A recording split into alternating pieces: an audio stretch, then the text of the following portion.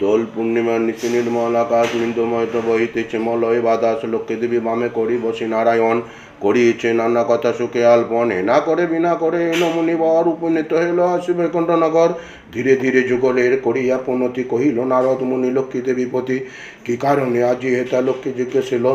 পদে নীতি পুনরায় ঋষে নিবেদিল কেন মাগো নরপতি তব অবিচার চঞ্চলা চাপলা প্রায় ফেরো দ্বারে ধার ক্ষণকালে তবে তব নাহি কোথায় স্থিতি সেহতু নরনারী ভগায় দুর্গাতি সততা কুরায়া রত নরনারীগণ অসহ যতনা পাই দেখি অন্য কান অন্যভাবে শীর্ণ গায় বলিহীনি দেহ সেই কষ্টে আত্মহত্যা করিতে কেহ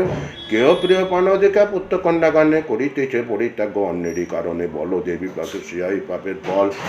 ফলে